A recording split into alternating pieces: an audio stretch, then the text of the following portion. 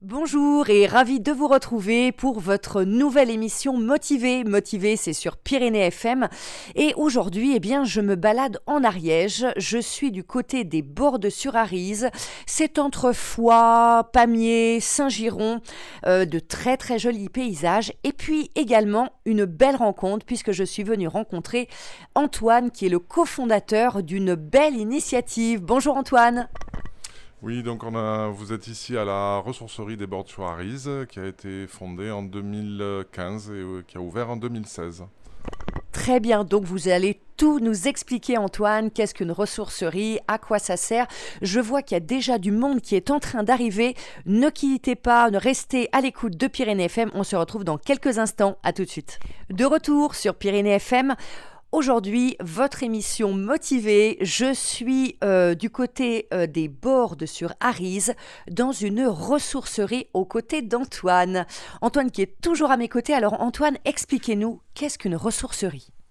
Alors une ressourcerie, c'est une structure c'est un nom déposé, c'est une structure qui travaille sur 4 axes différents sur la réduction des déchets. Donc on fait de la collecte, du traitement d'objets, c'est-à-dire nettoyage ou réparation.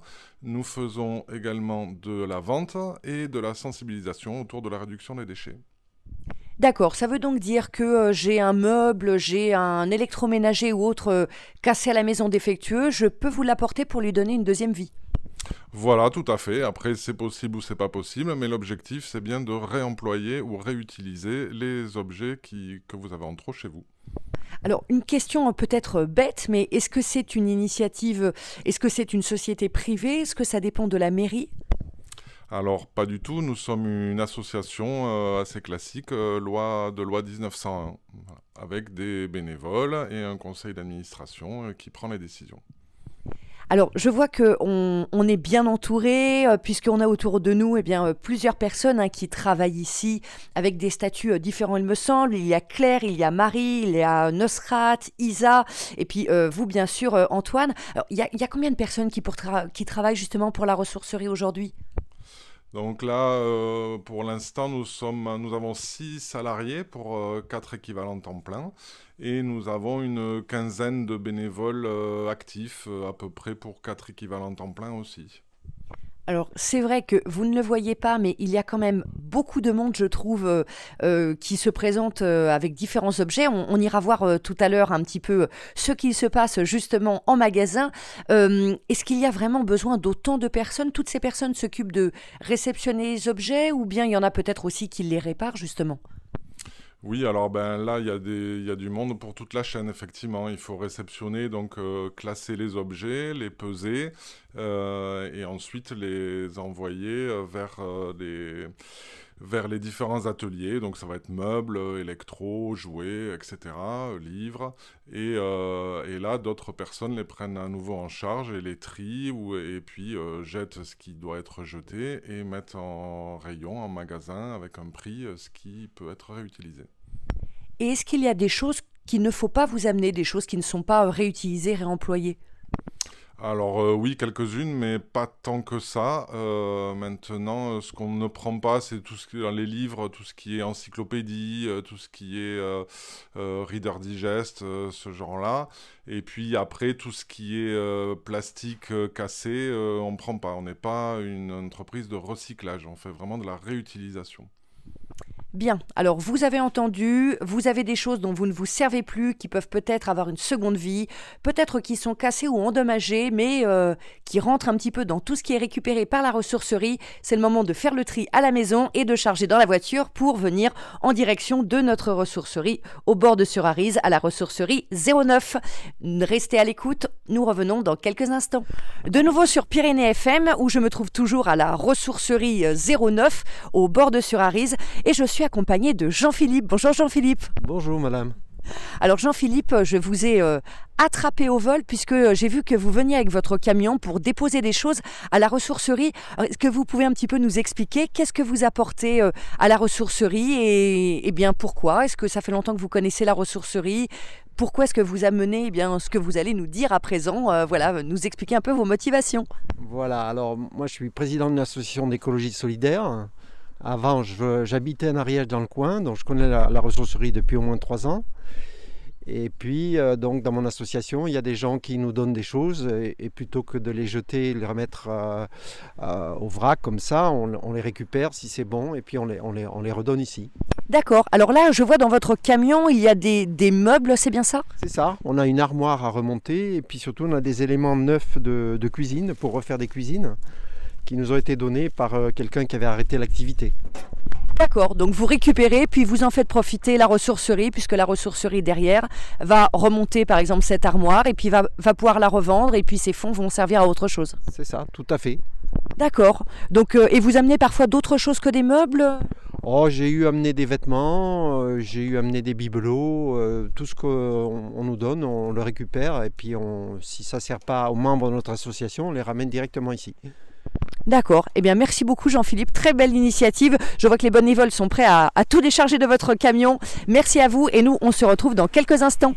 Et nous voilà en direct de la ressourcerie 09 en compagnie de Claire qui est salariée de l'association. Alors Claire, je vois que vous êtes tout entourée d'objets que l'on vient de vous déposer. Alors qu'est-ce que vous venez de recevoir ici à la ressourcerie?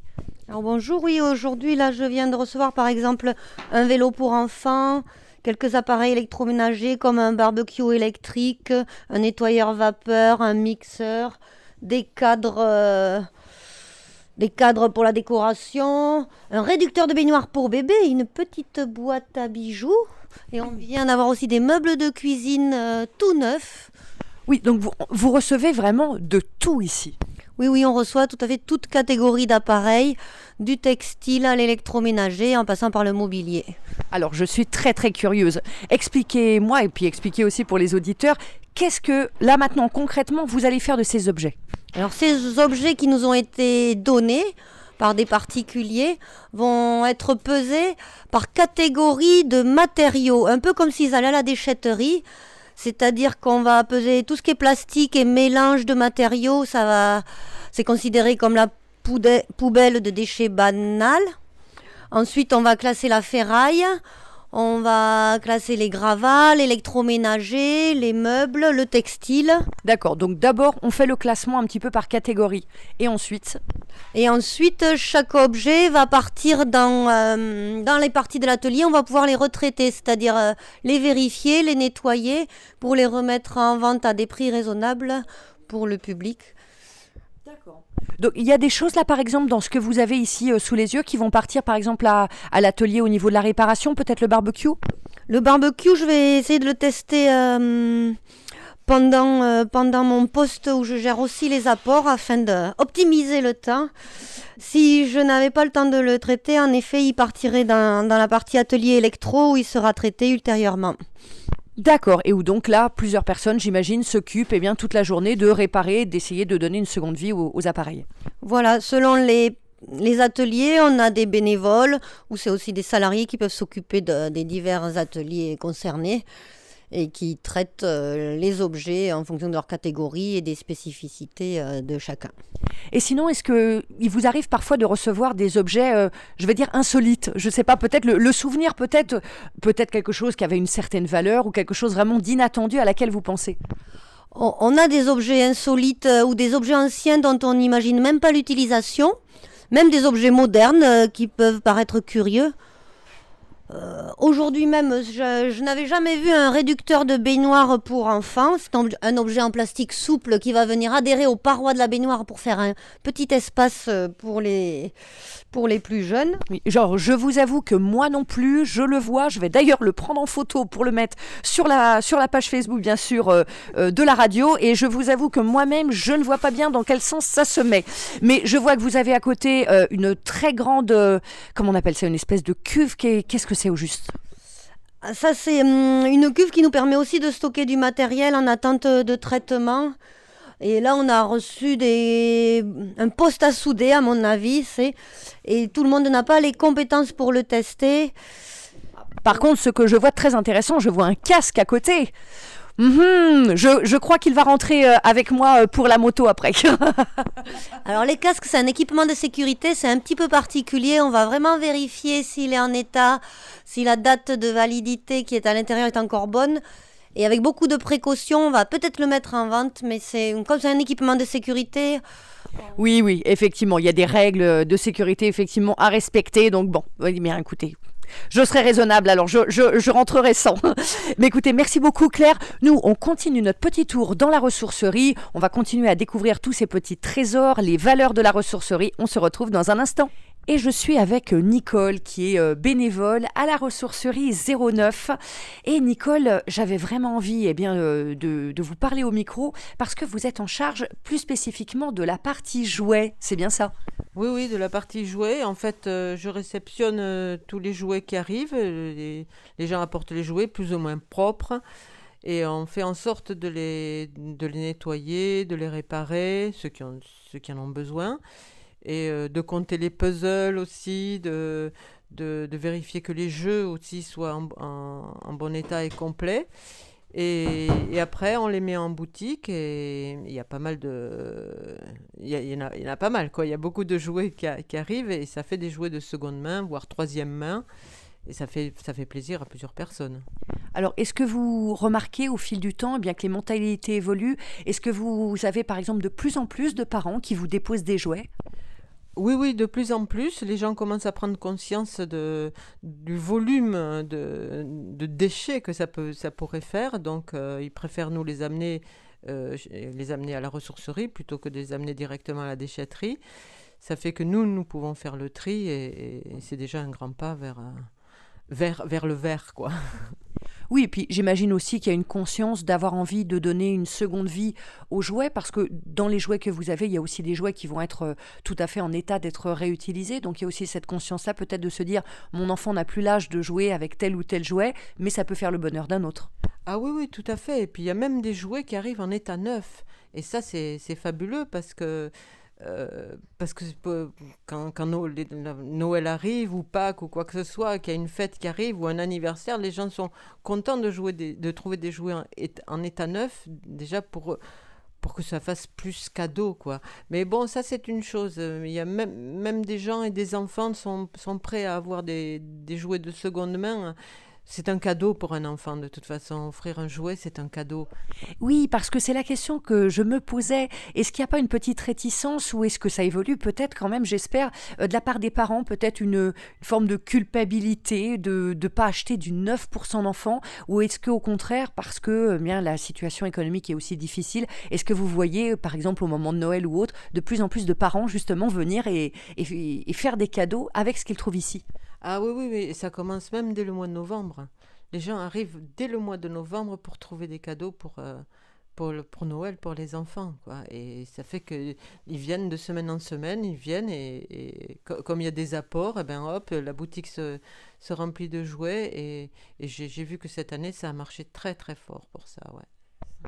Encore une fois, une belle initiative qui permet de faire des heureux à tous les niveaux, avec des enfants qui sont comblés et des parents qui vont pouvoir comme ça faire attention malgré tout au porte-monnaie. Donc vous avez des cadeaux à faire pour petits et grands. N'oubliez pas, venez à la ressourcerie. Je vais vous faire des photos, vous allez voir, il y a plein de choses disponibles pour faire le bonheur des uns et des autres. Merci beaucoup Nicole. Merci à vous, au revoir. Et nous, on se retrouve dans quelques instants sur Pyrénées FM. Vous êtes toujours en direct de la ressourcerie 09 en Ariège. Je suis toujours aux côtés d'Antoine. Alors Antoine, je voulais vous poser la question, qu'est-ce qui vous a motivé au départ pour co-créer cette ressourcerie ? Alors la motivation au départ, elle est parce que je cherchais du travail et qu'ici il faut un peu se le fabriquer.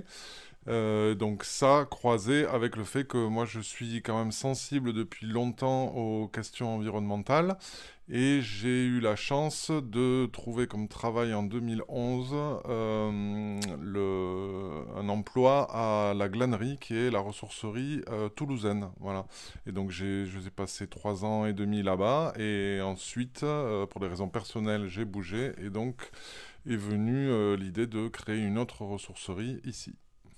Alors évidemment, il y a derrière l'aspect du zéro déchet aussi, le respect de l'environnement, le fait de recycler. Qu'est-ce que vous pensez justement de la position de ça un peu dans le monde dans lequel on vit ? Est-ce qu'aujourd'hui, c'est une option ou est-ce que selon vous, cette façon de consommer va devenir de plus en plus une nécessité ? Clairement, il n'est plus du tout question d'option de nos jours. On le voit, là, la réduction des déchets, elle s'impose et le déchet qui n'est pas créé, c'est déjà un premier pas. Donc il faut déjà avant tout réfléchir à ces façons de consommer, d'acheter. Donc privilégier plutôt les choses qui sont déjà réemployées, d'occasion, ou si on achète du neuf, privilégier des objets qui vont durer longtemps. Oui, donc aujourd'hui, plus d'options. Les ressourceries, si je comprends bien, sont appelées à se développer. Il y en a déjà beaucoup, déjà beaucoup en France, je n'ai plus le nombre exact, mais c'est quelque chose qui va, selon vous, prendre de l'ampleur et se développer de plus en plus. Oui, tout à fait. Là, on est donc il y a un réseau des ressourceries nationales qui existe. Il y a des réseaux régionaux aussi. On est actuellement un peu plus de 150 ressourceries, je crois, officiellement en France, mais rien qu'en Ariège, nous sommes la seule ressourcerie qui adhère au réseau. Or, il y a aujourd'hui 4 ressourceries en Ariège. Alors parlons un tout petit peu argent. On a vu que les objets qui étaient récupérés lorsqu'ils étaient réparables étaient réparés et puis ensuite étaient passés dans la partie magasin pour être revendus. Cet argent, que devient-il ? Alors cet argent, il est entièrement réinvesti dans la structure. C'est une association de loi 1901. Donc si il y a des bénéfices à la fin de l'année, ils sont réinjectés dans la structure pour payer les investissements, etc. Continuer de fonctionner. Alors, on peut se dire qu'il y a cette possibilité quand des appareils peuvent être réparés, mais dans le cas où un appareil est vraiment défectueux, je pense par exemple à un grille-pain qui ne sera pas réparable, ça vous fait des déchets en plus à gérer, ou bien est-ce que vous retirez quand même quelque chose de ça malgré tout ? Est-ce que ça vaut la peine de vous amener même un appareil qui n'a peut-être pas d'espoir d'être réparé ? Alors on retire, oui, effectivement, une petite partie financière de tout ce qu'on rejette. C'est-à-dire que notamment pour tout ce qui est secteur électro, c'est compliqué de savoir à l'avance si ça va marcher ou pas, malgré ce que peuvent en dire les gens. Et donc nous trions et nous avons quand même des volumes importants de déchets. Et donc ces déchets-là, ils sont repris par ce qu'on appelle un éco-organisme qui est financé en partie par vous. Quand vous achetez un objet, vous payez une éco-part. Cette éco-part, elle sert à financer toute l'après-vie des objets, donc le réemploi, puis ensuite le recyclage. Et donc nous, on reçoit une petite partie de cette éco-part pour le tri qu'on fait. Donc vous l'avez compris, rien ne se perd grâce à la ressourcerie zéro déchet, 09, pardon, effectivement, mais finalement, d'ailleurs c'est intéressant, le nom en lui-même, 09, c'est 0 peut-être pour le côté zéro déchet et le 9 par rapport au département de l'Ariège, j'imagine. Voilà, c'était un jeu de mots entre 09 et le fait qu'on ne vend pas de neuf, que de l'occasion, donc on trouve 09 chez nous, voilà. Ah, pas mal. Bon, vous voyez, quand même, j'avais fait plutôt une bonne analyse. On se retrouve tout de suite sur Pyrénées FM dans votre émission Motivé. Vous êtes à la ressourcerie 09, au bord de Surarise, dans votre émission Motivé. Et je viens de faire une très jolie rencontre puisque je viens de rencontrer Régine qui était à la caisse de la ressourcerie avec une très jolie coupe entre les mains. Bonjour Régine. Bonjour. Alors Régine, je n'ai pas résisté à l'envie de venir vous poser quelques questions et très gentiment vous avez accepté. Est-ce que vous venez régulièrement ici ? Est-ce que vous achetez régulièrement ? Régulièrement.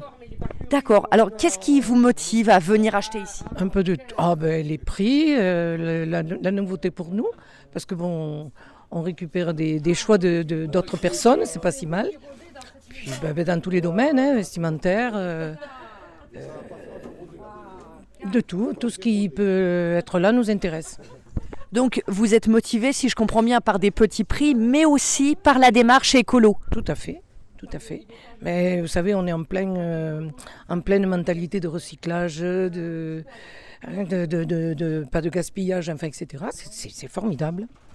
Vous avez raison, c'est vrai que c'est important. On va y revenir effectivement dans la suite de l'émission, mais au-delà de l'aspect social, de l'aspect économique, c'est aussi dire qu'on n'a peut-être pas besoin de produire autant qu'on produit et on peut faire tellement de choses avec un objet qui peut avoir plusieurs vies. Certainement, on fait revivre les objets. Et oui, c'est formidable. Et puis, je suppose que ça fait quand même travailler du monde et c'est pas négligeable non plus.